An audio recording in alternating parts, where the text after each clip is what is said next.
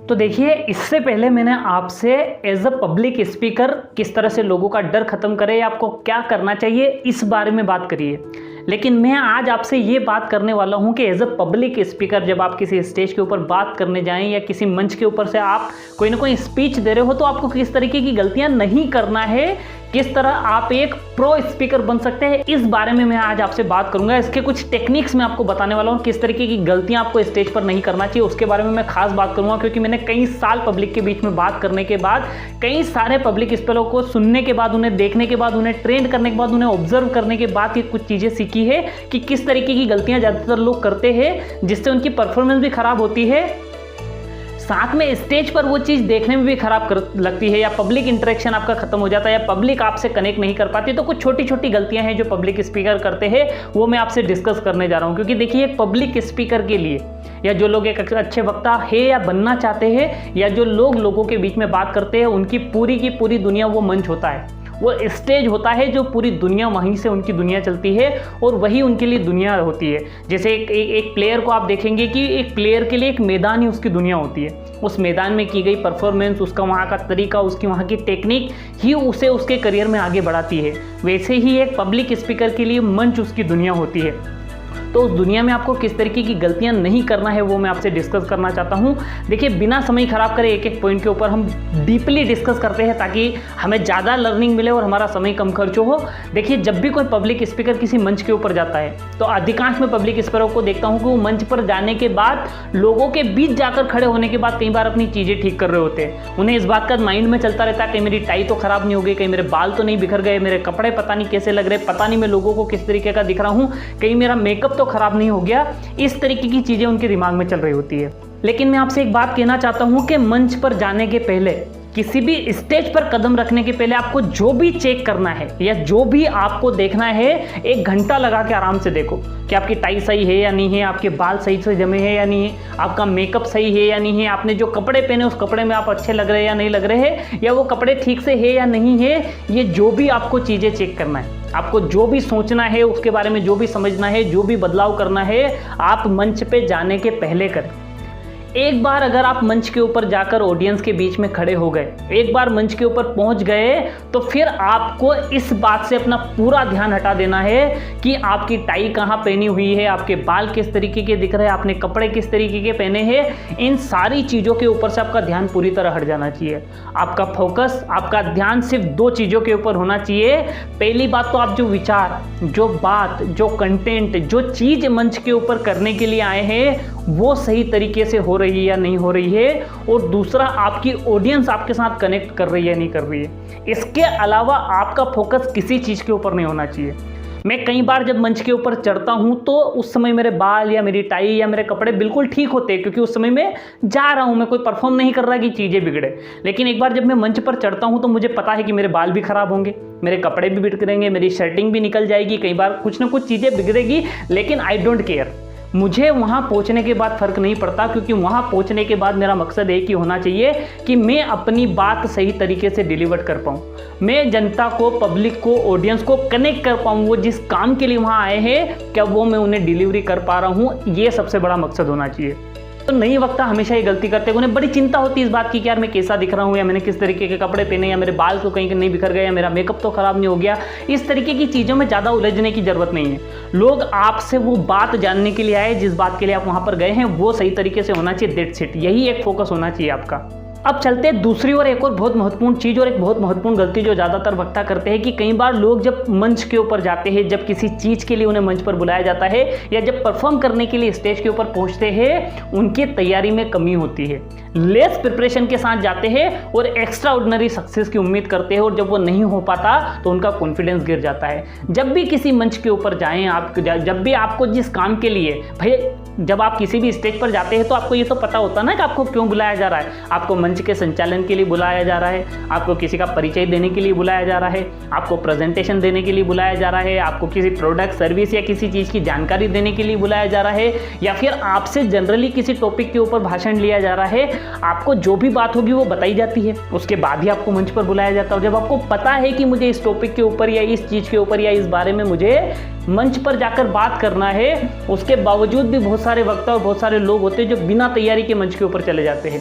वो 2-4 मिनट वो उनको जो भी दिमाग में थोड़ा बहुत होता है वो बोलने के बाद या तो उनका शब्दकोश खत्म हो जाता है या उस टॉपिक के ऊपर, उस विषय के ऊपर उनकी जानकारी खत्म हो जाती है और इसकी वजह से कहीं ना कहीं उन्हें वो अटेंशन नहीं मिलता या फिर वो परफॉर्मेंस नहीं हो पाती जिस परफॉर्मेंस की कल्पना उन्होंने दिमाग में करी थी। तो हमेशा जब भी आप मंच के ऊपर जाएं, आप कम से कम प्रिपरेशन करके जाएं। अगर आपको ये कहा गया है कि सर आपको 5 मिनट मिलेंगे, तो मैं आपसे ये कहता हूं कि कम से कम 15 मिनट की तैयारी करके जाएं। अब आप कहेंगे कि यार जब 5 मिनट मिल रहे हैं तो 15 मिनट की तैयारी क्यों करके जाएं? उसके पीछे मैं बताता हूँ लॉजिक आपको।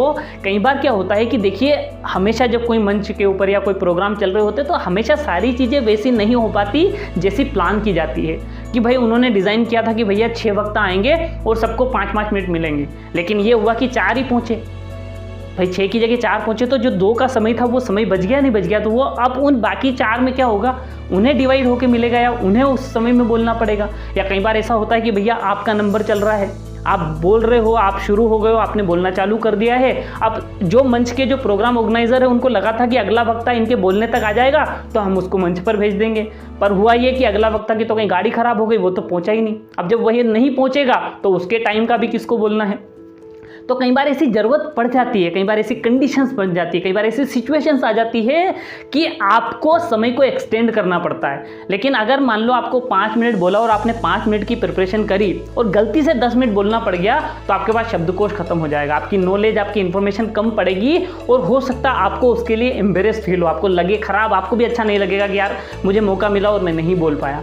तो हमेशा कुछ एक्स्ट्रा प्रिपरेशन करके जाएँ। अगर आप मेरे जैसे व्यक्ति हो जिसको डेट्स, नंबर्स और चीज़ें कम याद रहती है, तो कोशिश करें कि कुछ इंपॉर्टेंट चीज़ें, जो महत्वपूर्ण चीज़ें हैं, उन्हें नोट डाउन करके लेके जाएं, कहीं पर लिख लें, ताकि आपको अगर वो चीज़ भूलने में आ रही है तो गलत जानकारी देने की बजाय आप उस नोट्स को खोलें, उसमें से वो नंबर्स, वो डेट या वो इन्फॉर्मेशन देखें, उसको सही तरीके से सही इन्फॉर्मेशन डिलीवर करें। क्योंकि मैं कई सारे ऐसे वक्ताओं को पर्सनली जानता हूँ कि कई बार अगर वो डेट भूल गए या कई बार वो कोई सा नंबर भूल गए या कई बार हुआ कि वो इन्फॉर्मेशन भूल गए तो वो उसकी जगह उसको रिप्लेस करके कोई गलत डेट या गलत नंबर मंच पर बोलकर आ जाते हैं। क्योंकि देखिए, हर किसी को भी पता नहीं होता, आपने जो बता दिया तो कई लोगों को लगता ठीक। और अब वहाँ वक्ता में ये तो नहीं कि लोग गूगल कर रहे बार बार और आपको करेक्ट करने की कोशिश करेंगे, तो लोग ऐसा नहीं करते। तो कभी भी ये गलती ना करें। अगर आपको नंबर्स और डेट्स या चीज़ें भूलने की समस्या है या आपको याद नहीं रहती, तो कोशिश करें कि उन्हें नोट डाउन कर लें और सही इन्फॉर्मेशन ही डिलीवर करें, ताकि आपकी छवि हमेशा बरकरार रहे। तो ये एक सबसे बड़ी चीज़ है जिसका ध्यान रखना है। अब अगली और एक और महत्वपूर्ण गलती जो मैं ज़्यादातर वक्ताओं को करते हुए देखता हूँ या ज़्यादातर मंच पर मुझे सुनने को मिलती है, रिपीटेशंस की समस्या होती है कई सारे वक्ताओं के साथ। अब आप कहेंगे रिपीटेशंस क्या? वो एक ही शब्द को या एक ही लाइन को या एक ही चीज़ को बार बार दोहराते हैं। अगर मान लो कि 10 मिनट आपने बात करी है किसी मंच के ऊपर और उस 10 मिनट में एक ही शब्द को अगर आपने 10 से 12 बार बोला है, एक ही लाइन को 10 से 12 बार बोला है, तो आप इस बात की गारंटी मान के चलो कि पब्लिक आपसे ऊब जाएगी, पब्लिक को वो कनेक्शन खत्म हो जाएगा, उनको कुछ नयापन ही नहीं लगेगा। अगर आप बार बार एक ही तरीके की लाइन अगर अपने इसमें दोहरा रहे हैं तो वो कहीं ना कहीं खराब इंपैक्ट डालेगा। तो उसके लिए क्या करना है कि अपना शब्दकोश बढ़ाएं। अब शब्दकोश बढ़ाने के लिए आप क्या कर सकते हैं? सबसे पहला, सबसे बेहतर और सबसे कारगर तरीका है तो किताबें पढ़ना। आप जितनी ज़्यादा किताबें पढ़ेंगे, आपका शब्दकोश, आपकी इन्फॉर्मेशन, आपकी नई शब्दावली उतनी ज़्यादा बढ़ जाएगी। हिंदी में वक्ताओं को सुने और देखिए, सबसे अच्छी खूबी अगर आप एक हिंदी वक्ता है और अगर आप मुझे सुन रहे हैं तो इस बात की तो गारंटी हो गई कि आप कहीं ना कहीं हिंदी वक्ता है, तभी ये हिंदी में मुझे आप सुन रहे हैं। तो अगर हम हिंदी वक्ता है तो हमारे पास तो ये सबसे बड़ा प्लस पॉइंट है कि हमारे पास शब्दकोश की कमी नहीं है, क्योंकि हिंदी में अंग्रेजी की अपेक्षा शब्दों का भंडार कई गुना ज़्यादा है।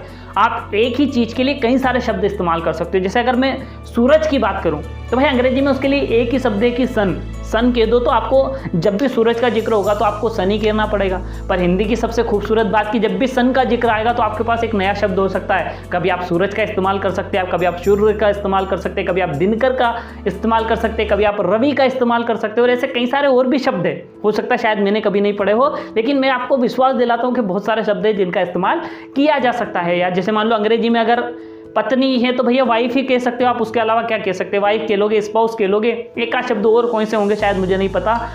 अगर हिंदी में कहना हो तो कितने सारे अर्धांगिनी कह सकते हो, पत्नी कह सकते हो, जीवन संगिनी कह सकते हो, और भी बहुत सारे शब्द हैं जिनका इस्तेमाल किया जा सकता है। तो बहुत बड़ी शब्दावली है इसके लिए भी। तो हिंदी की सबसे बड़ी खूबसूरती यही है कि शब्दों की कमी नहीं है, पर हमारे पास उसकी जानकारी नहीं है, तो हमें हर बार वही का वही शब्द दोहराना पड़ता है। तो अपनी शब्दावली को बढ़ाकर जाएं। जैसे एक ही बात को अगर अलग अलग शब्दों में आप कहेंगे ना, तो हर बार पब्लिक का अटेंशन मिलेगा, हर बार पब्लिक सुनेगी, हर बार पब्लिक को नयापन मिलेगा। भैया आपने एक बार कहा किसी बात के लिए कि अच्छा धीरे धीरे हुआ, लेकिन जब अगली बार इस तरीके की बात कहनी हो तो आपने धीरे धीरे को रिप्लेस करके क्या कहा, आपने कहा कि होले होले।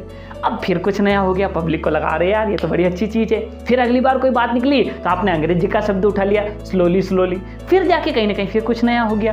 तो ये सबसे बड़ी बात होती है। फिर आप गए अगली बार, तो अगली बार जब उस शब्द का इस्तेमाल हुआ तो आपने फिर धीरे धीरे नहीं बोला, आपने होले होले भी नहीं बोला, आपने स्लोली स्लोली भी नहीं बोला, अब आपने बोला आहिस्ते आहिस्ते। तो फिर वो देखिए कितना अच्छा लगेगा, अरे यार ये तो बड़ी कमाल की चीज़ हो गई।